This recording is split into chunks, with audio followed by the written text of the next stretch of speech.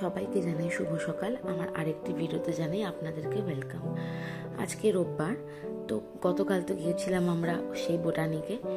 রাহুল আর সোনা দুজনে মিলে ট্রিট দিল। তারপর একটু রাত করেই ফিরেছিলাম আসলে, তাই সকাল সকাল একটু দেরি হলো উঠতে। বেশি দেরি না, এই 8টা মতো বাজে। ওদিকে চা বসিয়ে দিয়েছি আর এখানে ব্রেকফাস্ট হিসেবে ওটস বসিয়েছি। সকালবেলায় সাধারণত আমরা বেশিরভাগ সময় ওটস আর ডিম সেদ্ধটা খাই, তো আজকে ডিম সেদ্ধ খাবো না, আজকে ওটসটা খাবো। এই ওটস বসিয়ে দিয়েছি, 2 বাটি জল আর মোটামুটি 4 চামচ ফুল টেবিল স্পুন একদম ওটস নিয়ে নিয়েছি। সেদ্ধ হোক ততক্ষণে, আর চায়ের পাতাটাও ভিজুক চায়ের জলের মধ্যে, ততক্ষণে একটু খাবারগুলো বার করে নিই। যেমন ভাত আছে আগের দিনে, নতুন ভাতটা করব, তার মধ্যে দিয়ে দেবো। আর আছে হলো কিছুটা মাংস রাখা, মাংস রান্না করব আজকে, মানে কাঁচা মাংস ডিপ ফ্রিজে আছে, ওটা বার করে আজকে রান্না করব। তো সঙ্গে সঙ্গে তো বার করলে হবে না, জমে আছে, তো একটু রেখে দিই। এবার চাটা ভিজে যাক, তারপর আমরা চা খাবো। এই চাটা ভিজে গেছে, এবার ঢাললাম চায়ের কাপের মধ্যে। আমার আর সৌরভ দুজনের জন্যই চাটা নিয়ে যাব।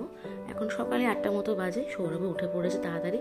আজকে একটু কাজই আছে, আজকে অনেক রান্না কম আছে, কিন্তু অন্যান্য যে কাজগুলো থাকে সেই কাজগুলো আছে।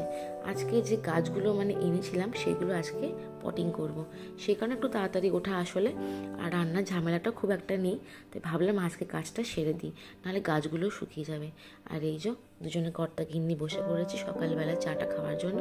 এই টুকটাক গল্প করছি, চা খাচ্ছি আর গল্প করছি দুজনে মিলে, কি করা হবে সারাদিন, কি না হবে সেইটা। চা খাওয়া শেষ, ওটসটাও খেয়ে নিচ্ছি ততক্ষণে, কেন খালি পেটে আমি থাকতে পারি না। আর খালি পেটে আর এই মানে পটিং করাটা অনেকক্ষণের কাজ, তো সেই কারণে একেবারে ব্রেকফাস্ট করে এলাম। সৌরভ বলছে পরে খেয়ে নেবে, তো আপাতত এই চারা গাছগুলো নামিয়ে রাখলাম। আস্তে আস্তে চারা গাছগুলো একটু ওপেন করব। আর এই লিপস্টিক প্ল্যান্টটা আলাদা করে রাখি, আগামীকাল যখন স্কুলে যাব গীতার দিকে দিয়ে দেবো। আর এই যে করছি, মোটামুটি সব সাজ সরঞ্জামগুলো সাজিয়ে রাখছি। একটু টবগুলো এবার মাটি, মানে শুকনো মাটিগুলো আছে টবগুলোর মধ্যে, এই টবের মাটিগুলো একটু খুঁড়ে ঠিক করে রাখবো, কারণ পুরোনো মাটিগুলো দিয়ে আমি কাজ চালাই। নতুন মাটি খুব কম কিনি, যখন অনেক গাছপালা হয়ে যায়, মাটির অভাব পড়ে, তখন মাটিগুলো কিনি। আর এখন যে পুরোনো মাটি আছে সেগুলোতেই হয়ে যাবে। পুরোনো মাটিগুলো একটু হাতে গুঁড়ো করে নিলাম, তারপর একটু মেশাচ্ছি হলো কম্পোস্ট সার, ভার্মি কম্পোস্ট। এটা যে দোকান দিয়ে গাছগুলো কিনেছিলাম সেখান থেকে তো দেখিয়েছিলাম, ভার্মি কম্পোস্ট। একটু ওই খোল সার দিলাম, গুঁড়ো খোল সার শুকনো, আর একটু লাল পটাশ দিলাম।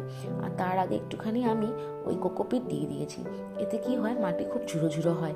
মাটি ঝুড়ো হলে পরে ভালো করে জলটা ধরে রাখতে পারে না। একটু ভালো করে কি হয়, ড্রেনেজ ক্যাপাসিটিটা খুব ভালো করে হয়, ফলে গাছের জলের গোড়ায়, মানে গাছের গোড়া জল দাঁড়ায় না।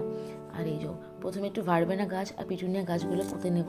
তো প্রথমে খোলাম কুচি দিলাম, আর বড় বড় যে এই পাথরের ডেলাগুলো আছে সেগুলো দিলাম নিচে। তারপর মিহি মাটিগুলো আস্তে আস্তে সাজিয়ে দিলাম। তোমরা অনেকেই কমেন্টে চেয়েছো যে আমি কিভাবে পটিং করি বা না করি, সেই ফরমেশনটা বা সেই প্রসেসটা একবার দেখাতে, তো তাই দেখিয়ে দিলাম মাটির মিক্সচারটা আর কিভাবে চারা গাছ লাগাতে হয়। প্রথমে চারা গাছের যে ছোটো ছোটো টবগুলো দেওয়া হয় সেটা সমেত, এই যা উল্টে গেল, মাটিটা লুজ ছিল, জল দেয়নি মনে হয় ঠিক করে, তাই লুজ মাটি হয়ে গেছে। যাই হোক, একটু খুঁড়ে পুঁতে দিলেই হয়ে যাবে। তো আপাতত এই 4টে চারা গাছ এনেছি ভার্বেনার, এক জায়গাতে ভালো করে পুঁতি, বড় হলে আবার ওটা আলাদা পটিংয়ে বসিয়ে দেবো। ভার্বেনা পিটুনিয়া হয়ে গেছে, এবার স্ট্রবেরি গাছটা আমার প্ল্যান্টিং করার পালা। একইভাবে ভালো করে বড় বড় মাটির টুকরোগুলো নিচে দিলাম, আর মিহি মাটিগুলো দিয়ে ভরাট করে পটিং করে নেব হলো আমার স্ট্রবেরি গাছটা। পুরোটা দেখালাম না, কেন একই তো প্রসেস, সময় নষ্ট হয়ে যাবে, তাই। এই যে মোটামুটি পটিং করা হয়ে গেছে আমার। এদিকে পিটুনিয়া গাছ 3টেতে আলাদাভাবে লাগিয়েছি, 2টো স্ট্রবেরি গাছ একটাতেই লাগিয়েছি, একটা টবে। বেশ ভালো ঝাঁকড়া হলে পরে কি গাছটা থেকে ভালো ফলন হবে। আর এই গাছটা না নেতিয়ে গেছে, মনে হয় জলের অভাব হয়েছে, এবার জল দিয়ে দেবো। ভালো করে পটিং করা হয়ে গেছে সব কটা গাছে, এবার অল্প অল্প করে জল দিয়ে দেবো। জল দিলে আশা করি মনে হয় বিকেলের মধ্যে তাজা হয়ে দাঁড়িয়ে পড়বে স্ট্রবেরি গাছটা। দেখি কি হয়, নাহলে মরে গেলে তার কিছু করার নেই।